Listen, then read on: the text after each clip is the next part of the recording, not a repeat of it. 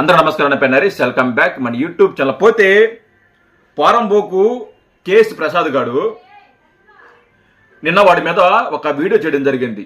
వాడు ఒక ఇంటర్వ్యూలో కూర్చొని పవన్ కళ్యాణ్ మంగళగిరిలో పొత్తుదరం పాటించకుండా, నారా లోకేష్ కాకుండా, సైకిల్ గుర్తుకు కాకుండా ఏరే పార్టీకి గాజు గ్లాసు కేటాయిస్తే ఆ గాజు గ్లాసుకి ఓటేశాడు అని చెప్పి వాడు ఆ ఇంటర్వ్యూలో మాట్లాడడం జరిగింది. నేను దానికి కౌంటర్గా, అరే పోరంబోకు కేఎస్ ప్రసాద్ నీకెలా తెలుసురా, నీకేమన్నా పక్కన నుండి చూసావా, నీకెలా తెలుసురా అని చెప్పి నేను వాడికి ఒక కౌంటర్గా నేను ఒక వీడియో చేయడం జరిగింది.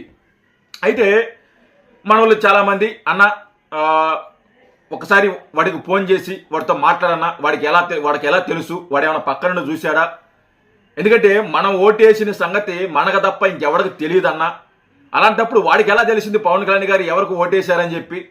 మనం ఎవరికైనా చెప్పితే తప్ప రెండో వ్యక్తికి తెలిసే అవకాశం లేదు కదన్నా. అలాంటప్పుడు ఇలా నీచంగా ఎందుకు పవన్ కళ్యాణ్ గారి పదే పదే కించపరిచే విధంగా మాట్లాడుతున్నారు? పక్కన నా యాంకర్ కూడా చాలా ఎక్కిలి నవ్వుతుంది. ఇది ఎంతవరకు కరెక్ట్? ఒకసారి వాడితో ఫోన్ చేసి వాడితో మాట్లాడన్నా అని చెప్పి వాళ్ళు అడగడం జరిగింది. అయితే నా దగ్గర వాడి నెంబర్ లేదు. వాడేమన్నా లేకుంటే హరిచంద్ర ప్రసాదా, లేకుంటే హరిచంద్రుడా, లేకుంటే ఇంకెవరన్నా వాడి నెంబర్ నేను పెట్టుకోవడానికి నాకు లేదు. కానీ నేను నెంబరు సేకరించాను.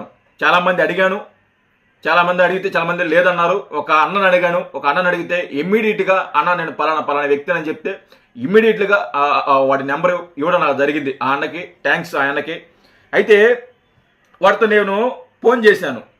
ఫోన్ చేసి మాట్లాడిన తర్వాత వాడంత నీచుడు, వాడంత నికృష్టుడు, వాడంత పోరంబోకు, వాడంత పనికిమాలిన, వాడికి లేవు, మానవత్వం లేదు, మంచి లేదు, చెడ్డ లేదు, వాడికి అసలుకి ఇలువలు లేవు. వాడికి అంత నీచమైన వ్యక్తి. వాడితో నేను మాట్లాడిన తర్వాత వాడితో ఏం మాట్లాడానో నేను చెప్తాను మీకు. ఇక్కడ మీకు ప్లే చేస్తాను. వాడితో మాట్లాడిన సంభాషణ కానీ లేకుంటే మెసేజ్లు కానీ అన్నీ కూడా మీకు ప్లే చేస్తాను. అయితే వీడియోని పూర్తిగా చూడండి. లాస్ట్లో మీకు కిక్ ఇచ్చే విధంగా లాస్ట్లో ఒక మ్యాటర్ ఉంటుంది. ఆ మ్యాటర్ కూడా మీరు ఖచ్చితంగా తెలుసుకోండి. ఎందుకంటే నెక్స్ట్ వీడియోకి అది చాలా చాలా ఇంపార్టెంట్, ఉపయోగపడుతుంది. కాబట్టి లాస్ట్ వరకు ఎండ్ వరకు వీడియో చూడండి. అయితే నేను వాడికి ఫోన్ చేశాను. మీరు అన్నట్టు నేను వాడికి ఫోన్ చేశాను. ఫస్ట్ ఫోన్ చేస్తే ఫోన్ ఎత్తలా. రెండోసారి చేశాను. రెండోసారి ఫోన్ ఎత్తాడు. ఫోన్ ఎత్తితే నేను ఎత్తటంలోనే నా పేరు నరేష్ అండి, మీరు పవన్ కళ్యాణ్ గారు మంగళగిరిలో అనేలేకే వాడు కట్ చేసేసాడు. కట్ చేసేసి వాడు I will call back later అని పెట్టాడు, మెసేజ్ పెట్టాడు. నేను మళ్ళీ ఫోన్ చేస్తానని చెప్పి మెసేజ్ పెట్టాడు. అయితే టెక్స్ట్ మెసేజ్ పెట్టాడు. నేను దానికి అలాగే నేను వెయిట్ చేస్తానని చెప్పి నేను మెసేజ్ పెట్టడం జరిగింది. తర్వాత నేను కొన్ని మెసేజ్లు పెట్టడం జరిగింది. అయితే వాడు కాల్ చేశాడు. వాడు కాల్ చేసి మాట్లాడిన తర్వాత నాకు అర్థమైంది వాడంత పనికి మాలిన వ్యక్తి మరొకరు ఉండడు అని చెప్పి. నేను ఆ లింక్, ఆ కాన్వర్జేషన్ ఏదైతే ఉందో, సంభాషణ ఏదైతే ఉందో అది మీకు వినిపించవచ్చు. కానీ అది ఒక్కసారిగా లేదు. అది వాడిని మాట్లాడుతుంటే కట్ చేస్తున్నాడు. అసలు క్లారిటీ లేదు. అందుకనే నేను చెప్తున్నా ఏం మాట్లాడానని. లేకుంటే అదే ప్లే చేసి ఉంటాను, నేను అదే పెట్టేసి ఉంటా. క్లారిటీ లేదు వాడు మాట్లాడింది. అయితే వాడు మాట్లాడిన తర్వాత నేను మాట్లాడాను, వాడు మాట్లాడుతున్నాడు, నేను మాట్లాడుతున్నాను. చాలా ఇదిగా జరుగుతుంది కాన్వర్జేషన్. అయితే నేను వాట్సాప్లో ఒక వీడియో పెట్టాను, ఒకసారి మీరు చూడండి. వాడు ఎంతలా తిడుతున్నాడో, వాళ్ళు తిడితేనే నేను పట్టించుకోలేదు, నువ్వు తిడితే నేను ఎందుకు పట్టించుకుంటా అని చెప్పి ఒక వీడియో షేర్ చేశాడు వాడు. ఆ వీడియో అది నాదే. నా వీడియోని వాడు చూసి ఆ వీడియోని నాకు పెట్టంపాడు. అంటే నేను మాట్లాడేంత వరకు అది ఆ వీడియోలో మాట్లాడింది నేనే వాడికి తెలియదు. తర్వాత నేను మెసేజ్ పెట్టా, అది నేనే అని చెప్పి ఒక మెసేజ్ పెట్టా. మెసేజ్ పెడితే వాడు దానికి రిప్లై ఏమిచ్చాడు తెలుసా? ఒకసారి నిజంగా వాడు మీకే అర్థమవుతుంది చూసిన తర్వాత. సైడ్లో పెడతాను చూడండి. వాడు మెసేజ్ పెట్టినోడు, అది నేనే అని చెప్పాను, నేనే ఆ వీడియో మాట్లాడింది, ఇది నా ఛానల్ అని పెట్టాను. వాడు వెరీ గుడ్ అని చెప్పాడు, పెట్టాడు. వాడు ఎంజాయ్ అని చెప్పాడు. వాడు ప్రెస్టేషన్ తీరిందా, ఎంజాయ్ అని చెప్తాడు వాడు. అంటే వాడికి సిగ్గు లేదు, ఎగ్గు లేదు, మానం లేదు, మర్యాద లేదు, ఏమీ లేవు వాడికి. ఇలువులు కూడిన వ్యక్తి కాదు వాడు. నాకు నిన్న ఒక అతను ఫోన్ చేశాడు. వాడు ప్రతి దిక్క కొన్ని స్టూడియోలో మాట్లాడుతుంటాడు. వాడి ఇంటికి వెళ్ళడంట, వాడిని పెళ్ళాం వదిలేసిందంట, వాడి ఇంటికి వెళ్ళడంట, స్టూడియోలో ప్రతి ఒక్క స్టూడియోకి వెళ్తాడంట, అక్కడ డబ్బులు తీసుకుంటాడంట. డబ్బులు తీసుకొని వాళ్ళు ఇచ్చిన స్క్రిప్ట్ ప్రకారం వీడికి తెలిసిన మాటలు అన్ని కూడా వాడు ఇష్టం వచ్చినట్టు మాట్లాడతాడంట.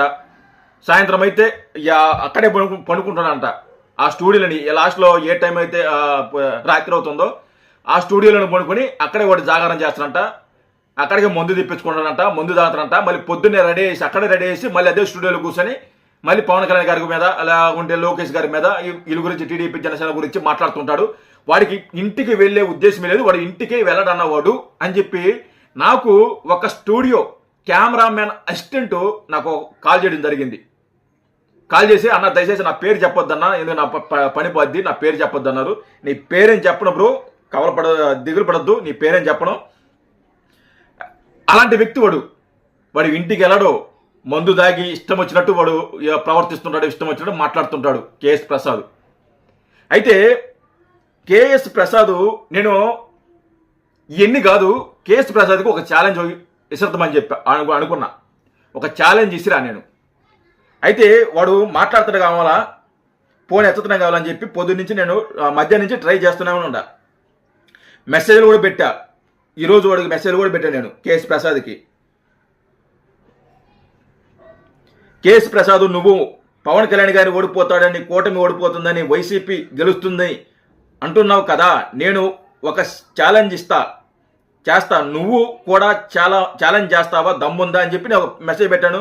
తర్వాత ఏం ప్రసాద్ దమ్ము లేదా, సైలెంట్గా ఉన్నావు అని చెప్పి మళ్ళీ పెట్టాను.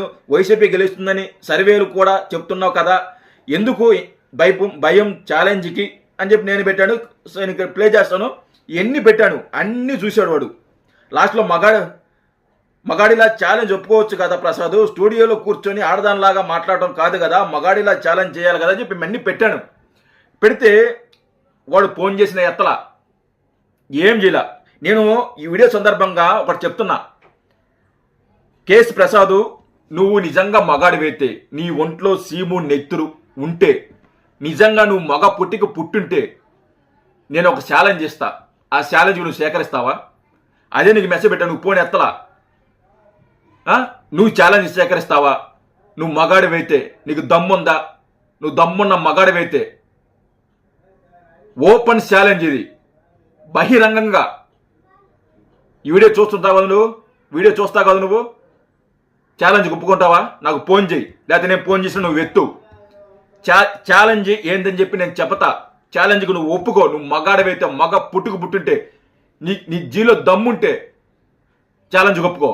మరి నేను ఛాలెంజ్కి నేను రెడీ, నేను ఒప్పుకుంటా ఛాలెంజ్కి. నువ్వు ఛాలెంజ్కి నువ్వు ఒప్పుకుంటావా?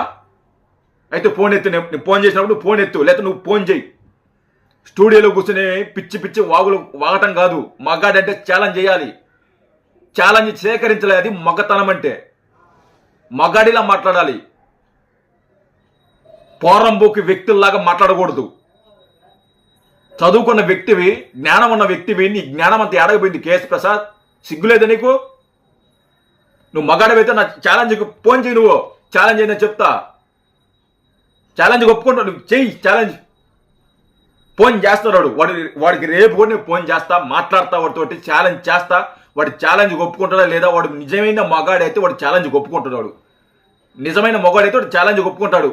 వాడు చెప్పేయన్ని నిజమైతే వాడు ఛాలెంజ్ ఒప్పుకుంటాడు. వాడు చేసే సర్వేలన్నీ నిజమైతే వాడు ఛాలెంజ్కి ఒప్పుకుంటాడు. ఛాలెంజ్ ఒప్పుకోలేదంటే వాడు మగాడని కాదు, వాడు చెప్పేయన్ని అబద్ధాలనే. నువ్వు చెప్పే నేను కేసు నీకే చెప్తున్నా. నువ్వు మగాడవైతే నా ఛాలెంజ్ ఒప్పుకో. నేను కాల్ చేస్తా, ఫోన్ చేయి. ఫోన్ ఎత్తు, లేకుండా నువ్వు ఫోన్ చేయి. జై హింద్.